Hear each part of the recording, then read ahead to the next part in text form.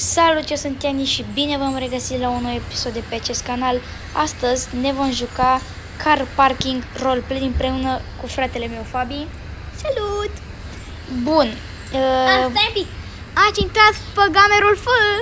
dați subscribe la Gamerul F. Bun, aici este mașina vecinului. Din păcate nu mai am BMW-ul, pentru că... Da, m-am trezit, vecine. Stai puțin, pentru că l-am dus la un băiat și l-am lăsat lui, adică l-am vândut cum ar fi și mi-am cumpărat și eu o altă mașină. Mergem acum la... am vorbit cu un băiat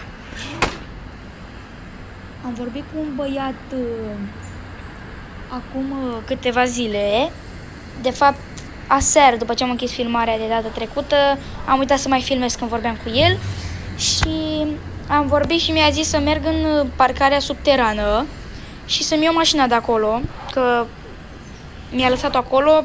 A zis că eu am cheile deja de la mașină, nu știu ce mașină e, de fapt ce prost sunt, știu ce mașină e, dar nu știu culoarea, asta e faza. Hai vecine, mă duci? Da.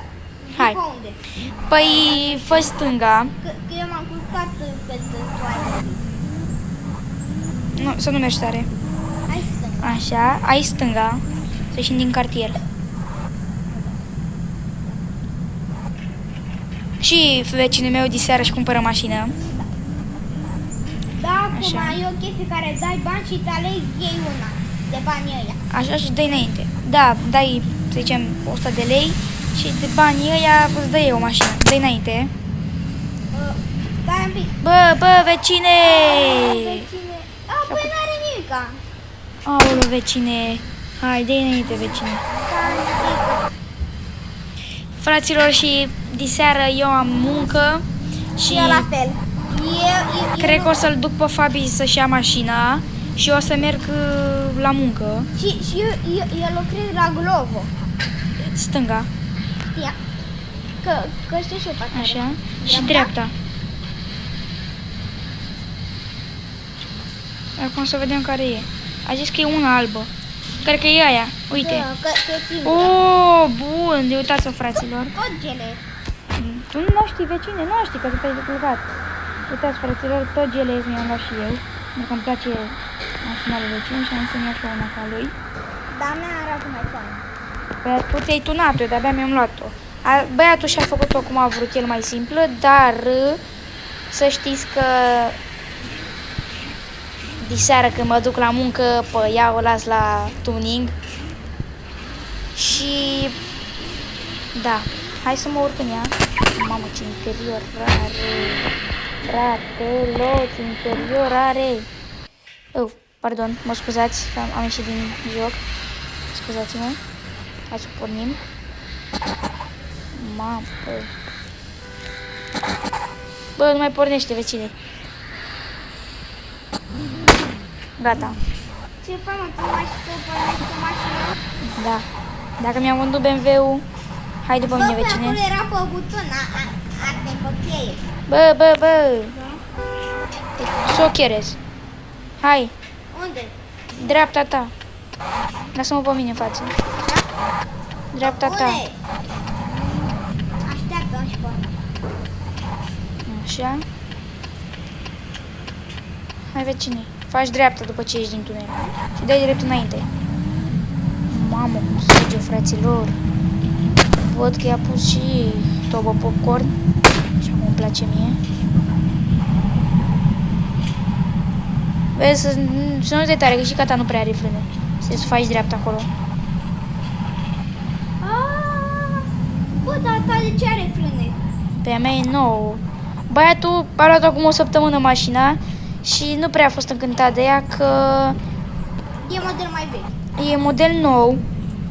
E model nou, dar omul nu-i plăcea lui cum arăta în interior sau nu-i plăcea cum se aude și a tunat-o și a zis să-mi o dea mie. Bun. Păcat că nevasta mea e plecată. Tu știi că nevasta mea e plecată, nu? E mereu. E mereu. De la 12, la 12 se întoarce iară la 12. stai să dau și eu cu spatele, vecine. Și zic să plecăm, nu? Hai. La Bă, munte. de ce am venit? Am murit, da. Am uitat că nevastă mea e plecată și am vrut să-i arăt, dar plec cu vecinul la munte. Bă, dar pe iubitul care intrat cu ei. Pentru că e la muncă, tocmai mâine seară. Au toți fraților cum arată, mamă, de ce? Ianis, Mama, acum am văzut! Pune Are pe scris pe roți. Pune pe avarii. Și acum am văzut fraților care scris pe roți. Pune pe avarii să vezi cum arată. Bă, uite. Deci mâine de-abia aștept să o duc la vopsit, Stai. la tuning. Păi și eu mă duc. Să-mi o mai modific, dar culoarea e la fel. Bun. Hai vecine să mergem. Nu prea tare cum i-au tras. Oh, stai că am uitat că nici Viorel nu e acasă. Nimeni nu e acasă? Nimeni aproape. Numai noi. Să nu de tare că sunt transpirată și mi-a runecă boranul. Ok.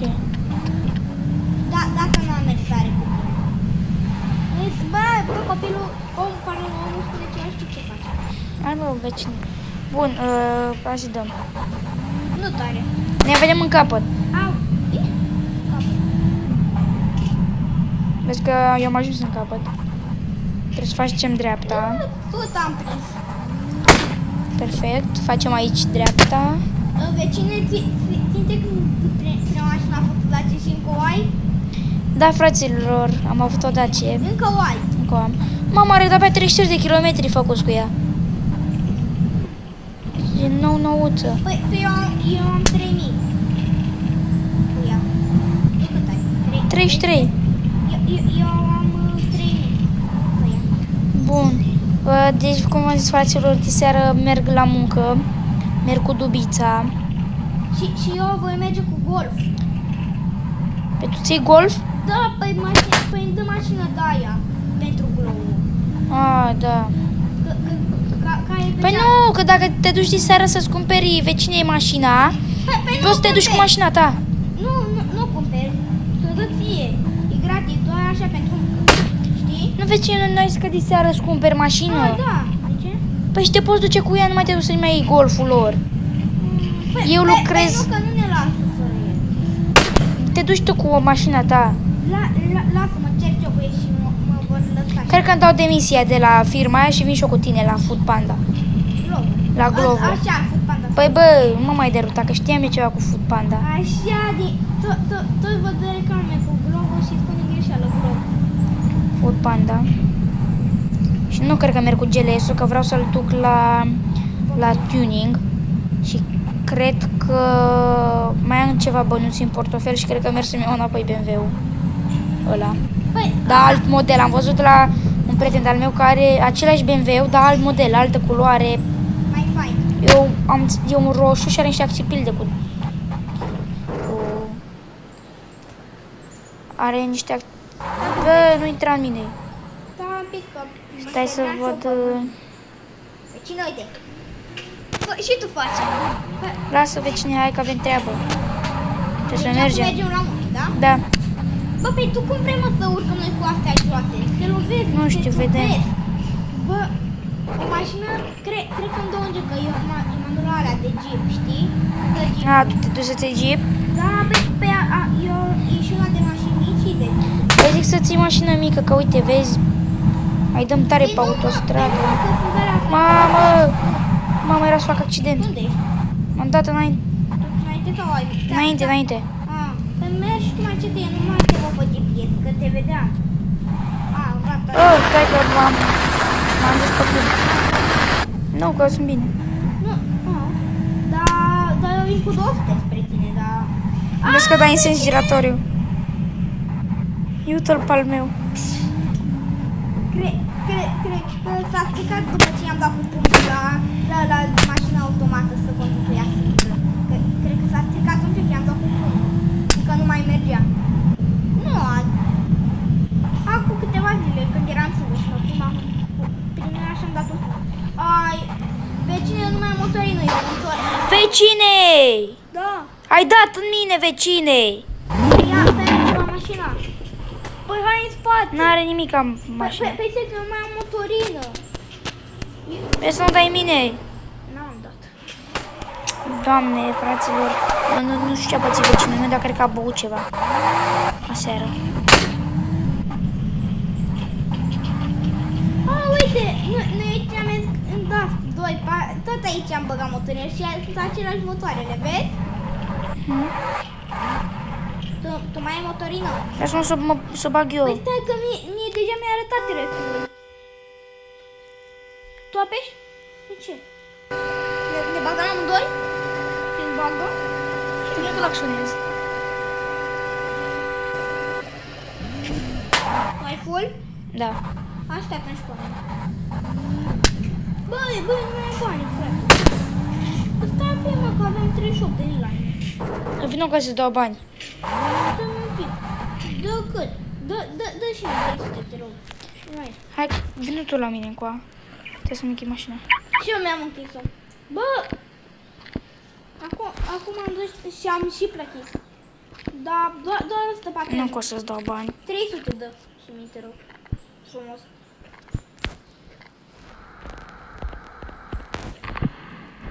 Eu, stai. 300 și după aia pot să-ți dau ceva. Rapid. După. Nu pot să-ți mai dau bani. Uite, nu pot. Nu mai contează. Stai un pic, mai încerc o dată. Poate era ăla stricat. Nu pot. Stai un pic mai. De ce vin un pic înapoi ca să-ți dau chestia aia? Ce chestie, mă? Lasă-mă, dă încolo. Păi trebuia să dau aia 500 de lei. Ne dă încolo. Păi mi-a dat, dar cred că nu mai e nevoie, da? Eu o bag la service puțin. Și eu mi-a bag o dată. Gata. Dar nu că e full. Era full, mă. Gata, bă, pa. Stai un pic, că vreau și eu să-mi o bag. De ce vecine pleci? De ce ești atât de nesimțit și mă lași pe aici? Sunt aici, pe mijlocul străzii. Bă, mai nu mai urca aici, bă. Eu îmi dau cu botul. Norocul meu că am dus-o. Fraților, să-mi spuneți dacă vă place mașina asta sau să-mi iau alta. Că mai am bani. Un Jeep, ceva. Adică eu am o grămadă de bani. Eu nu mai am. Dar mă protejez cu 20 de trilioane. De milioane. Nu contează, așa spun eu. E mai interesant că spun eu. Vecine! Au! De-aia ce mi-am reparat. Vecine, de-abia ce mi-am reparat și am luat în stâlpi. Bă, dar totuși, acum nu mă compor bine cu ea, că poate o voi vând. O vând și după o bag iarăși, știi? Și-mi cumpăr una. Că deja am dat bani și mi-o dă mâine. Mamă, vecine! Mamă, era să intru în ăla. Deja Nimic nu am mă auzit ceva un poc. De ce? Am dat din greșeală în parapet, dar e bine că... Bă, vin cu 250 la. Vezi că vine o curbă. Nu venea? Unde era? În stânga! Da, o stângă. Da, de ce îi dai tare? Păi haide! Tu îi dai tare ca prost, mă. Scuzați, fraților, cum vorbește, dar așa face când are o mașină mai slabă. Ia aceeași! Nu știe să conducă, i-a transpirat mâinile. Hai odată, vecine. Păi nu mai conduc așa. Nu pot, când dau în stânga nu mai merge. Conduc în interiorul mașinii, să-i mai mult control. Hai, că mă vezi în față, dă-i planau.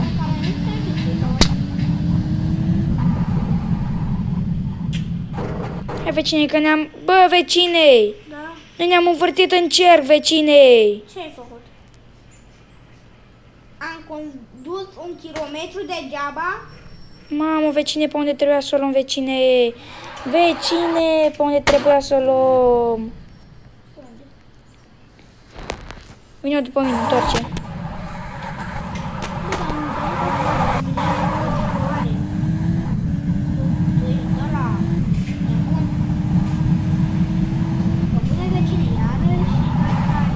Vecine, am la ce să-i dau acum.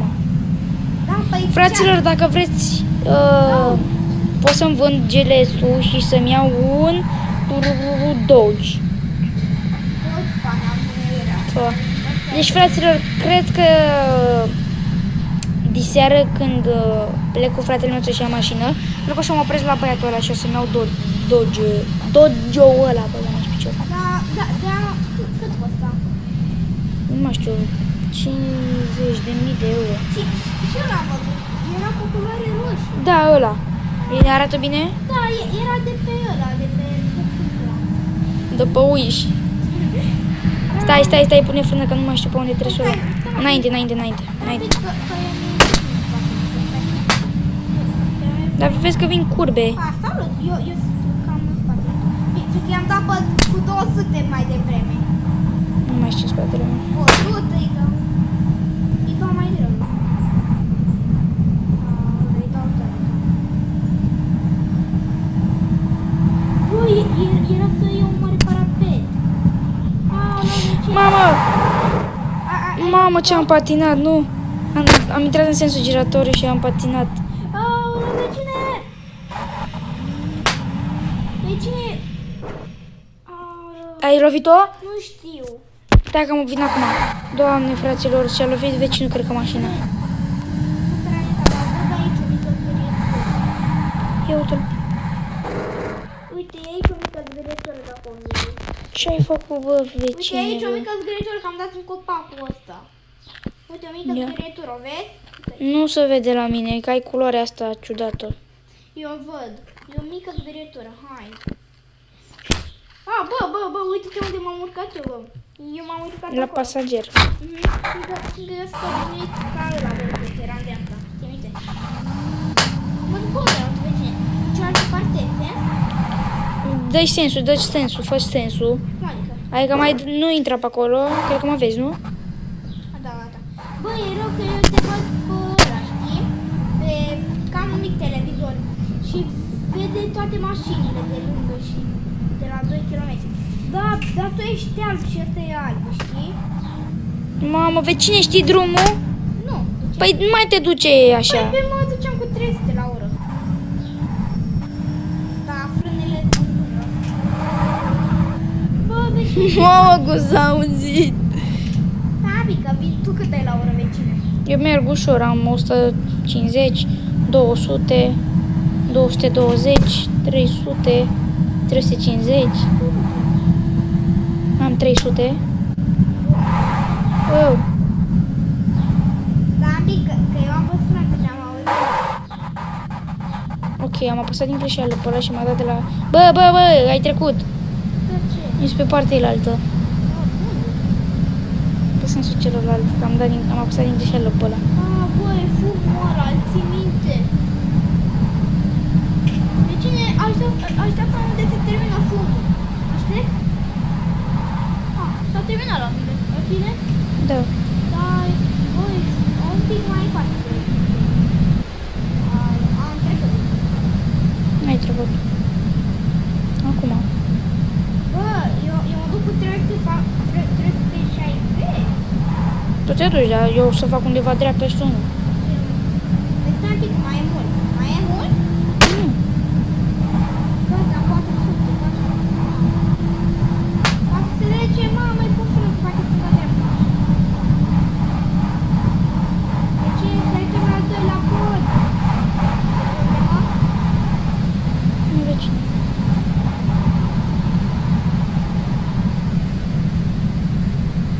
Merg așa cu 20. Tu cât ai la oră, vecine? Se vede. 300. 300. Mamă, și eu mereu cu 410. Vecine, mă auzi? Pe joc? Nu te au vecini și prea departe. Ce-am doar așa până la ce. Parcă a mea e mai speed un pic, da? Vezi? Asta e cam moale, adică merge cam greu. A ta face stânga-dreapta la 410? Nu. A mea nu. Face? Vezi că vine o mare curbă. Oh! Bă, o face din 300. Și mie, da, uite cum o face. Da, și ție. Și mie. Știu cum e. Așa fac și eu. Curbă! Fix aici unde te-ai lovit tu ieri. Vecine, cred că am bulit-o. Vecine, cred că am bulit-o. Am lovit-o partea. Nu știu dacă am lovit-o cu culoarea mea. Mă, cred că trebuie să fac geletul verde, mă. Tu crezi? Să-l fac altă culoare? Pe cine așteaptă că... Oh, disable. Disable? Unde ești? Mai în față, vezi că o să-ți ia ăla. Ce? Bă, eu nu țineam cu ăsta. Pe bune? Da, eu mergeam normal. Pe bune. Da, pupun. Eu așa mergeam. Mă, vecine, cât mai avem. Uite, vecine, unde ești, unde suntem noi. Mă doare capul. Vecine, putem să scurtăm drumul, vrei? Da. Păi întoarce. Aoleu, vecine, am scăpat volanul. I-am dat în tine. Ce? Mă împing. Bă, pe unde ai luat? În spate. Hai, vecine, așteaptă-mă un pic. Hai, că nu mai pot cu tine. Stai o secundă, vecine, să-mi dau scaunul mai. Bine, vecine. Mai în spate. Hai, vecine, că merg cu 2 la oră. Ce doi, mă, că ai? Tot în față sau dreapta? Tot în față, tot în față. Dreapta? Dreapta, acolo, dreapta.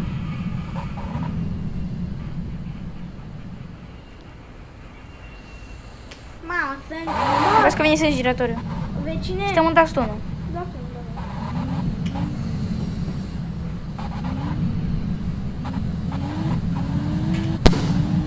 Acolo, vecine.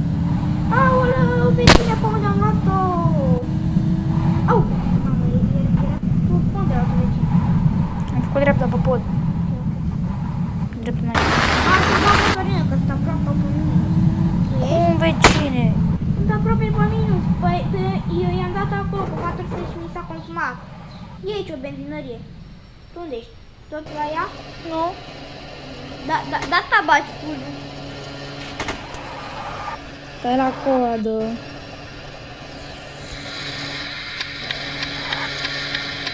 Bun. Dar nu-mi place că nu o se mai vede. E chiar greu. Nu pe pâine. Și așteaptă.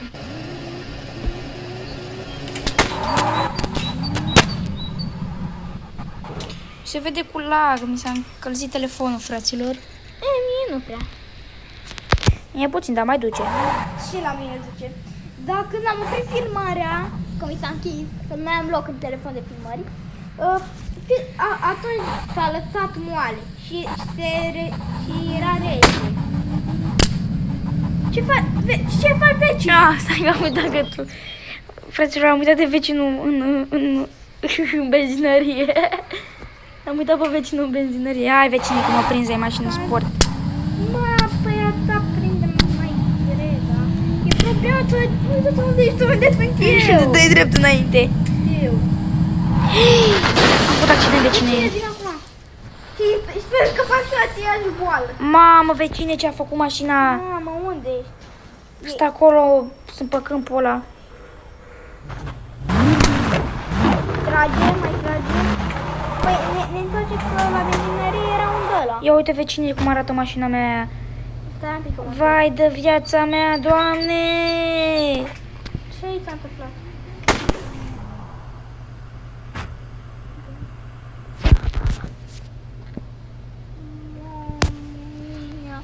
Peperona.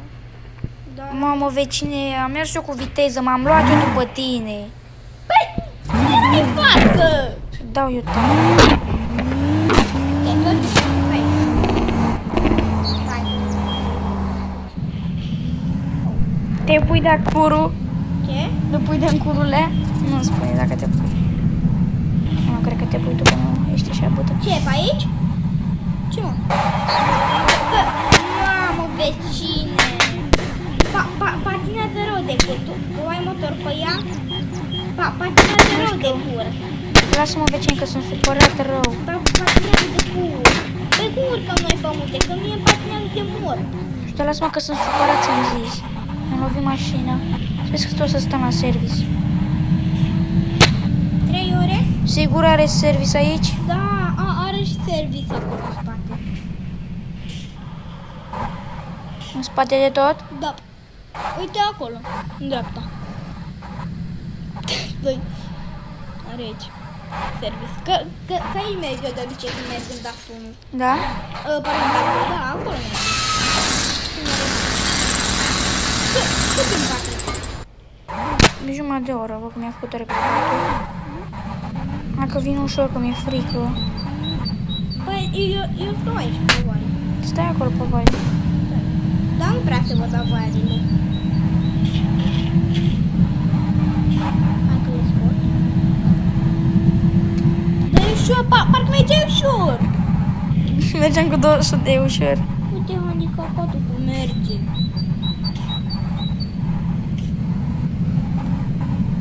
Nebună. Bucătii, da, aoleu. De cine stă aproape în spatele tău? Aproape de nu ești. Ce? Aproape de Ai tu nu cât ești. ai mă la oră? 200 și 30, 50.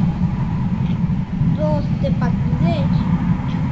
Vecine, dreapta la prima. Știai? Era un drum cu hopuri, știi? Păi Ne da. cazăm acolo un pic. Acolo trebuie să cazăm. E- Ai trecut. Păi și tu ai trecut. Știu. Păi tu ai GPS-ul deschis, eu nu l-am. A, da? Eu nu l-am, da. M-am uitat numai înainte și n-am mai văzut. Știi, mă gândeam, bă, e ăla? Bă, n-are cum dacă e el sau... N-are. Ia asta o fi? Că ții minte că ne Da, vedeam asta din e. spate? Și la care ne cazăm? Eu mă Care o cazez, fi? mă cazez la altul sau la același? La același ne cazăm? Logic. Vecine, spune, stai acolo că îmi cer să mi-o parchez. Stai puțin să-mi pun... Stai un pic, eu îmi parchez pe aici. Vecine, tu ai senzor pe mașină? N-ai? Tu ai? Am. Cum? Păi acea model, dar pe ce ai apăsat? Vecine, ca să-i ai. Pe ce ai apăsat? Vecine, pe ce ai apăsat? Ca să știu și eu. Gata, mersi. Acum... Ușor, vecine. Uite în fața acolo unde e la verde, trebuie să ne parcăm.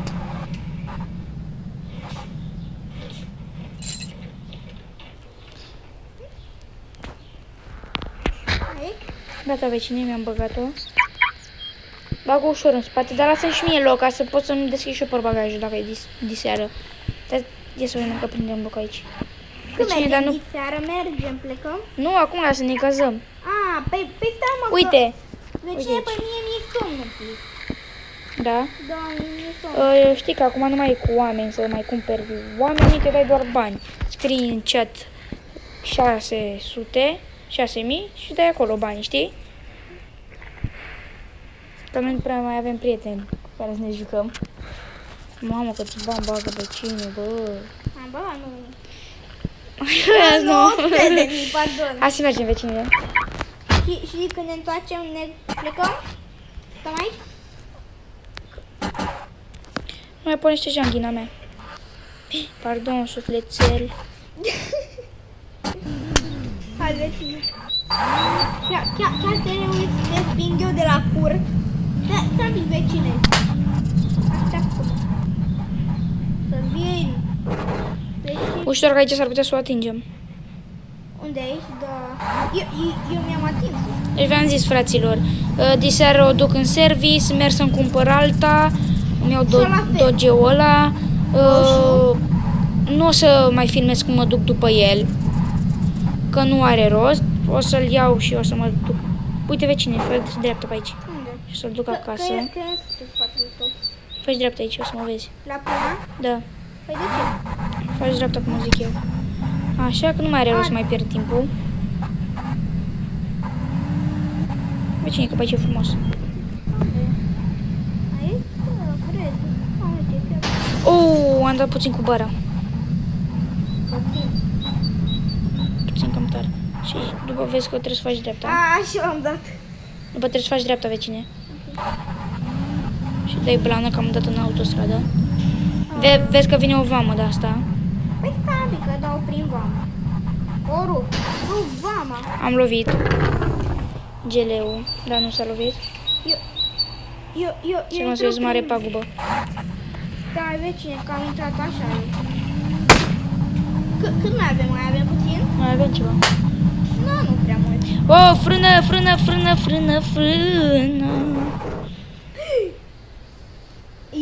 Eu am urcat peste ăla. De cine? Peste parapetul Nu pe ăla. acolo trebuie să vei vecini. Eu am intrat peste el, peste parapet. Tu ai intrat peste el? Păi cum urcăm noi aici? Cum facem noi de acolo? Nu vă vei râde. Cum urcăm pe cine?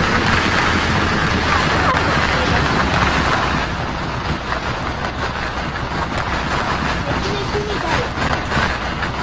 De cine patinează? Fraților, vecinul a rămas acolo în pod molit. Pe nu că... Eu am 4x4, băi. Ia uite cum urcă la. A mea nu are Uite, deci vedem, pun frână și vedem. O vezi, auto? Vecina mea nu are 4x4. N-are vecine. Ce mă fac eu cu tine vecine? Păi mi-au zis undeva când ne întoarcem noi eu și... Nu, vecine. Vrei să... Fii atent, vecine, vin eu la tine. Dați fraților ca să mă dau pe aici să văd. Deci fii atent, vecine, unde ești? Mamă, nici măcar... Mamă, unde e vecinul, fraților, nici măcar... Mamă, cred că am lovit-o. Și eu ți-am zis să iau chipul ăla ieftin. Ia, oprește. Stai un pic, vecin. Oprește-te, ia-o pe a mea. Și eu pe a ta, hai, dă-te jos.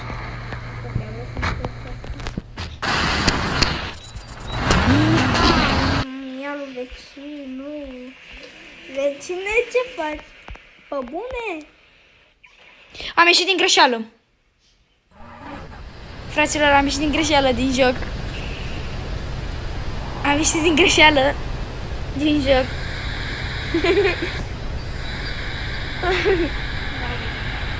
Deștept rău, vecine. Și acum nu mă mai bagă, fraților. Deștept rău, vecine.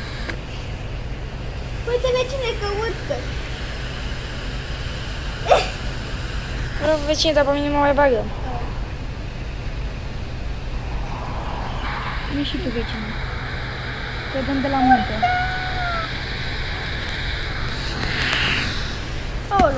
Online, da. Fraților, văd că nu mai pot să mai intru. Nu mai ne dă voie. Da, fraților, păi dacă tot așa, închidem aici episodul și mai târziu o să filmez altul și îmi cumpăr și mașina și merg și la munte cu vecinul. Nu, vecine? Și după aceea mergem să dăm de mâncare la nehaliții ăia. Care e mecanismul? Așa, fraților, eu am fost Ianis împreună cu fratele meu Fabi. Papa! Salut! Salut! Doamne! Și noi o să ne vedem data viitoare. Pa, pa!